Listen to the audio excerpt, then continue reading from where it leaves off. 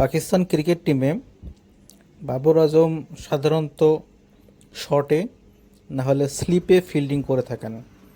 শটে এবং স্লিপে বলগুলো খুব জোরে যায়, সেজন্য ওইখানের ফিল্ডিং পজিশনটা যেমন গুরুত্বপূর্ণ, ঠিক ওইরকমভাবে বলটা ধরতে পারাও তার থেকে বড় চ্যালেঞ্জিং। সেজন্য বাবর আজম পাকিস্তানের ফিল্ডিং কোচকে সাথে নিয়ে ফিল্ডিং করছেন। শুধু বাবর আজমই না, বাবর আজম এবং সালমান আলী আগা সহ আরও অনেকেই ফিল্ডিং প্র্যাকটিসটা করছেন স্লিপের এবং শটের যে ক্যাচগুলো সেগুলো অতি সহজে তালুবন্দি করতে পারেন যেন।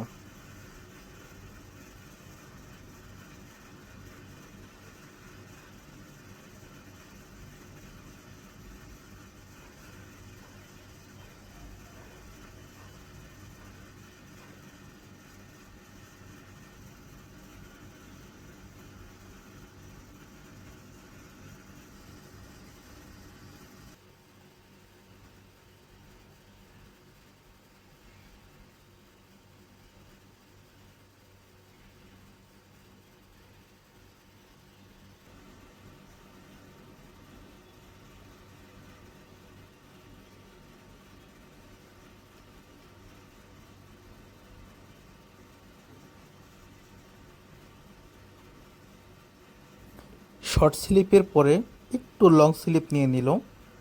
আর লং স্লিপের বলগুলো আরও বেশি জোরে হয়, এগুলো পেস বলের ক্ষেত্রে হয় এবং স্লিপের পিছনের দিক থেকে দাঁড়াইছে, লেগের দিক থেকে দাঁড়াইছে এবং লেগের দিকের বলগুলো তালুবন্দি করার চেষ্টা করছে বাবর আজম। আসলে ফিল্ডিংয়ের ক্ষেত্রে অনেক বেশি গুরুত্বপূর্ণ এবং short slip, off slip, leg slip, এই সমস্ত পয়েন্টগুলোতে, এবং সেই সমস্ত পয়েন্টগুলো নিয়ে ফিল্ডিং কোচের সাথে বাবর আজম আলাদাভাবে কাজ করছেন।